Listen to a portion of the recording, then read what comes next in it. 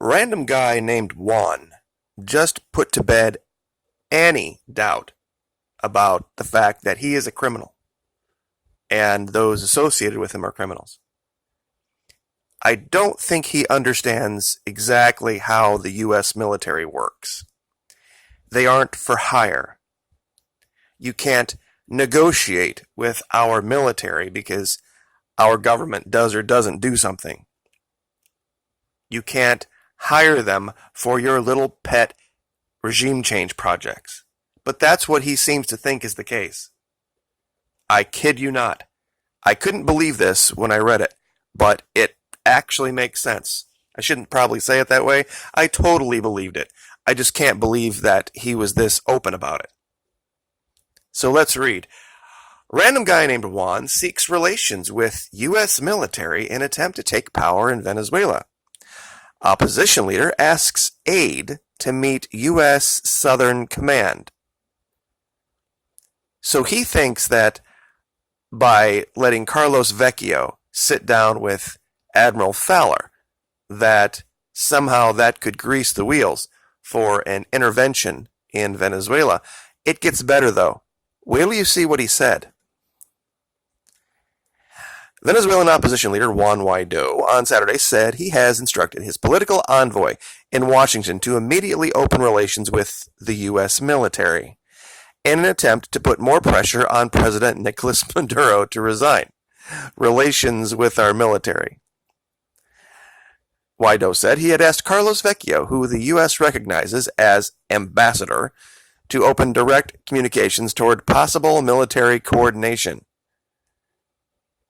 They literally think they can go talk to an admiral in our Navy and get something done. Will you hear the good part, though? Now, there is this side story here about on Saturday, Venezuelan Defense Minister Vladimir Pedrino condemned what he said was an illegal incursion by a U.S. Coast Guard cutter in Venezuelan territorial waters. We're going to look more into that, but we're not going to cover that in detail here. But let me get down here to this idea of hiring the U.S. military. Guaido has said that as Venezuela's rightful leader, he reserves the right to invite foreign military actions in the way independence hero Simon Bolivar hired 5,000 British mercenaries to liberate South America from Spain. He says any such help should be considered quote-unquote cooperation instead of intervention, something he has accused Maduro of allowing in the form of military and intelligence support from Cuba and Russia. There is so much wrong in that paragraph, it is almost more than I can deal with, to be very truthful. I'll let it just sit there for a minute so that people can read it and soak it up. And if it hasn't gone off the little light in your head already about what random guy named Juan is, this should do it. There's no possible way you could see this guy as any reasonable alternative to rule anything.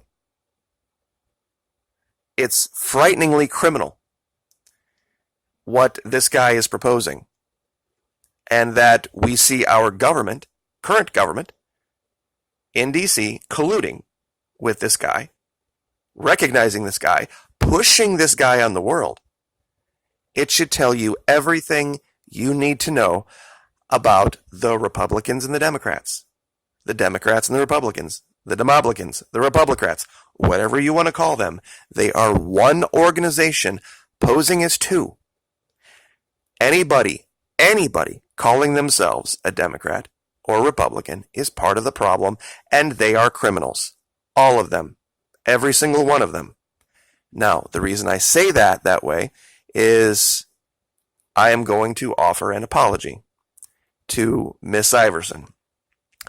I personally should have done a little bit more homework about Miss Iversen because she's right about a great many things. Watching her video yesterday, when it got right to the end, and she talked about solutions, and the first thing that came out of her mouth was something about AOC, Alexandria Ocasio-Cortez, the Green New Deal, or Tulsi Gabbard. Literally just absolutely sent me over the edge. Because she's been right about so many things on her channel. She is states' rights. She understands that we have a problem with AIPAC. She's even interviewed people where they literally said it would be insane to consider voting for anyone who was already part of the problem. And I'd like to show you this today, but I was a little bit hard on her. And I was told by a lot of my viewers that she and I have a lot more in common than we don't. So I went, did some research, and they are in fact right. So, Miss Iversen, I do apologize. I was not attempting to be rude, but the idea that we could possibly see any solutions, number one, in Washington, D.C., and number two, with a Democrat or Republican, regardless of what they're saying, is insane. Because they play this game every time. Tulsi Gabbard is just the Donald Trump of the left. She represents what he represented to them. Some outsider who's going to come in and write in and change things. Not going to happen. Not as long as they are a D or an R. I actually at one time considered voting for Donald Trump before he decided he wanted to go get the Republican nomination and become an R. After having been a D, before he was an R and being a D before that too. And that's all true and all fact. And the money that he gave to Rahm Emanuel is very easy to find. While everybody on the right was joining the Tea Party, he was giving $50,000 to Rahm Emanuel. But another point for another day. It's just an example of the same game they play every time. She commented on the video, I should say, that I did yesterday. And I would like to cover this real quick, just so everybody knows what we're talking about. Let me zoom in here. Okay, here was her comment based on my video covering hers. She said, "Thank you for doing this video. Though you were unfair and even rude towards me at points, I learned a lot from you. However, if you watched any of my regime change war videos, you'd know I'm not for regime change war at all. I don't think I ever said she was. I'm a staunch supporter of Tulsi Gabbard for this reason. You severely and unfairly mischaracterized me. The problem with Tulsi Gabbard, once again, is that she's going to do the bidding of the DNC and the RNC and AIPAC. Regardless, that won't change. The idea that we could put anybody in the West Wing, any one singular person that could change anything, is insane. It just doesn't happen. The solution happens in our states, and she is states' rights. I watched one of her videos where she talks about this. Also, many of the points you made concerning the creation of the petrodollar, the history of the nationalization of Venezuela, the collapse of 2014 are all points I do actually know was trying to do an easily consumable video for mass audiences. Miss Iversen, I've been trying to do that for 2 years, and I feel you on that one. It's very, very hard to teach this and to share this in a way that doesn't end up being an hour. And this is basically what she says in the next couple of sentences. And she talks about going towards a Green New Deal. Now, I could do a whole hour on how the number one consumer of petroleum in the world deciding in a matter of 20 years to be zero consumer of petroleum will absolutely decimate the world economy. Far greater than even the collapse of the dollar would. At the end of her comment here, she alleges that somehow that's conspiracy theory, that there is some plot to prevent oil export nations from prospering. Absolutely. There are, it's fairly well documented that those on the green side of politics would like nothing more than as soon as possible to see there be absolutely no usage of petroleum. That would be ideal because they tied it directly to global warming and this problem. The thing is that a place like Venezuela, the only way Venezuela stands back up and becomes a prosperous country again is if they can start pulling the oil out of the ground in an efficient way, selling it on the open market themselves for the benefit of their people. That is their only solution. Now, DC knows that there's a lot of money to be made, and the Republicans want that for themselves and for their big donors. And they want that money for big oil, so that big oil keeps, greasing their pockets. And those on the left are staying silent because of the Green Movement. Because the Green Movement doesn't want to see Venezuela stand back up. They don't want to see any oil production out of Venezuela. That's just fact. They don't want to see any oil production out of anybody anywhere. Us, Venezuela, Russia, Saudi Arabia. And I will apologize once again. This is my fault, my mistake. I made this allegation that, she's got pushing now 300,000 views. I've never had any video I've done on Venezuela get that kind of traction. Her videos are demonetized. This particular one is demonetized. And I should have checked. I should have logged out. I have the YouTube Premium where I don't see ads anyway. I should have checked on that before I made some kind of an allegation about YouTube promoting. That's my fault. I made that mistake. My error. So I just wanted to cover this. Those of you who have decided to come to this particular comment I've pinned, you can see. Please, Miss Iversen is a guest at the Florida Maquis page. She is here because of something I did. Okay, she didn't reach out and attack me. She's just responding to my commenting on her video. I was not really attempting to attack her until the very, very end, when it seemed as if she was kind of leaning toward looking at the Democrats as a solution, and the Republicans are not either. But I'd like to share a couple of clips from her videos to show something. Now, this woman is Marianne Williamson. This is an interview she did.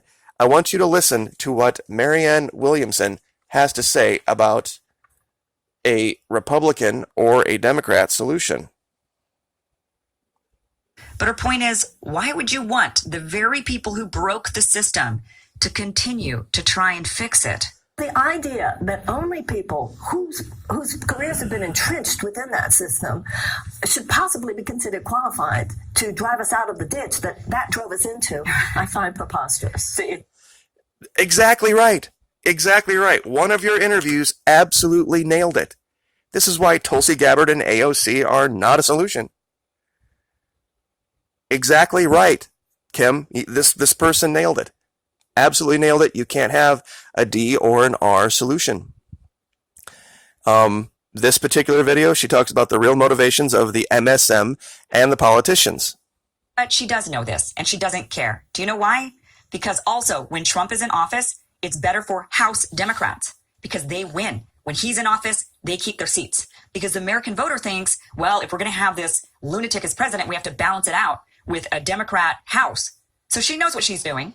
She knows that she's keeping the House blue, and that's her job. She doesn't care about who becomes president. She doesn't really care. You think she cares? She doesn't care. None of them care. They're trying to keep their jobs. They don't care about who's actually sitting in the White House. Their job is better, and they can get in front of the camera and act like heroes and say, no, this is bad, and Trump's terrible, and he's horrible for our democracy. They get way more face time, way more airtime. They get way more notoriety. Their jobs are safer when Trump is in office. So we have to.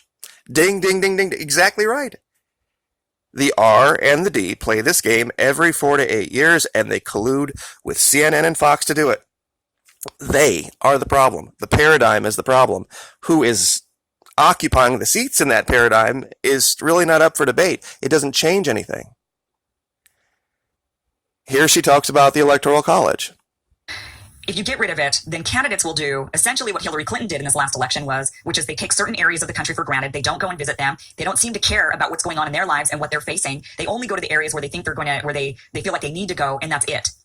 Rather than going to the corners of the country that are literally flyover areas that people never stop into, like Wyoming. You would never stop in Wyoming unless you made a reason to stop in Wyoming. You don't even fly through Wyoming to get somewhere else, really. It's unlike Las Vegas. Nevada doesn't have very many electoral votes. In fact, Nevada has 6, which is not nearly as many as like California or Arizona or Washington.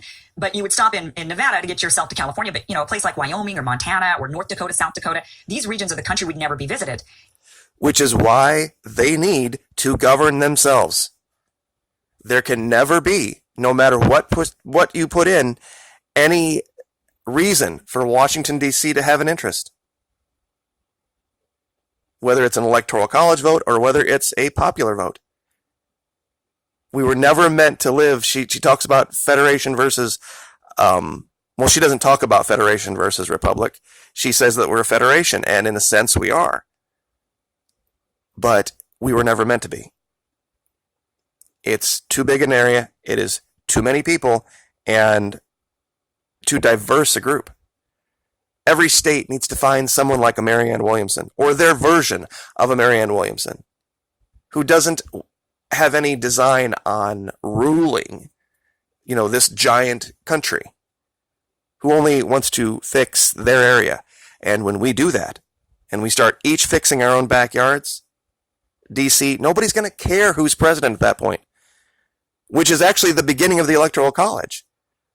It really is, because that particular office, the reason they restricted it so much and gave so much power to the Electoral College was that it didn't really matter to the people of Georgia, who was the administrator. That's why I refer to the administrator as the administrator.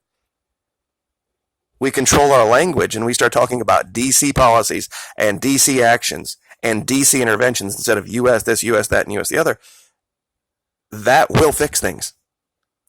Because we will begin to start drawing the lines where they need to be drawn. What she said about them just taking care of their jobs and just serving those who are greasing the wheels, absolutely, Kim Iversen, you nailed it.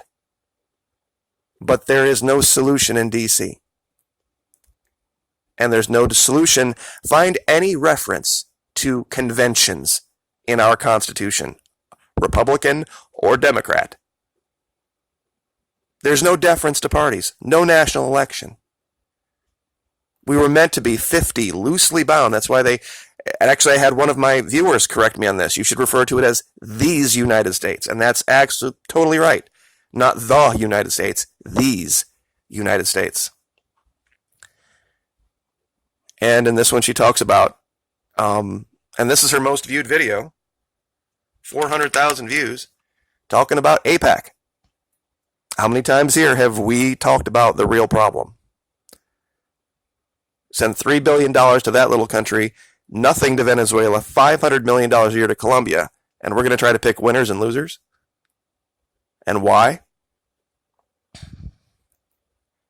It doesn't work. The RD paradigm doesn't work. This time, there's a whole bunch of people who were wearing D chains, giant chains around their neck with a giant D logo, who were saying, oh, we can fix it if we do this, this, this, this, and this. These other Ds over here, they're the problem, but I'm the real solution. And we saw that last time in 16. How many people stood up on that stage, all 15 Republican candidates, sitting there with their giant R chain, with the giant R logo on the bottom, saying, I'm the fix. Bush, he made all his mistakes, but, we're the real fixes.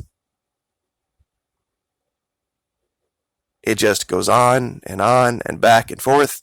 And when the game is over, they just retreat back into a room where we can't see them. They crack open the champagne and they say, we did it again. I loved this map. Because we have red and we have blue. You can't tell me in a country of nearly 400 million people with 50 states that there are only two ideas. Of course there are more than two ideas. Each of these wings of the criminal corporation in DC co-opts all those ideas into their camp so that there can be no other voices. No other colors but red and blue. This was hilarious. It absolutely was totally hilarious back in 08 and 09. I wish people that are supporters of the current guy in the White House would look at what he was doing in 08 and 09 and who he was supporting and who he was giving money to. This is what we've turned into as a result of this in the last 75 years. Zombies. I wish I could find this sticker. I'd give him away free. I'd buy them and give them away free. As many as I could afford. So that we end up with guys like this as our allies. Guys like this as DC's allies. Should tell you everything about the quality of the person in DC. Regardless of whether it's the R or the D. It's a game. And Miss Iversen, I don't want you as an enemy. But maybe I'm a little jaded because that's all I have found on YouTube. There have been very, very few that have not pointed the finger at the Florida Maquis and laughed. They laughed when we said that the issue with Fitzgerald was not what the media was telling us. And we ended up proving that. They still laugh about Antarctica. Nobody's going to be laughing next year. They laugh about psychological operations when we train. And 2 years ago, when I came out and said that Venezuela is going to be the biggest geopolitical miscalculation that DC ever made, they laughed at me then too. Nobody's laughing now. So, I will leave that there. But Miss Iversen, I would like to work alongside of you. I would like to support and promote, because I have watched your videos and I should have done that before I spoke. I apologize. Good luck. And to my audience out there, you can verify everything that I'm saying by going to Kim Iversen's YouTube page and to her Patreon channel and see that while she and I do differ on a couple of things, the vast majority of things we agree on. Like, share, subscribe.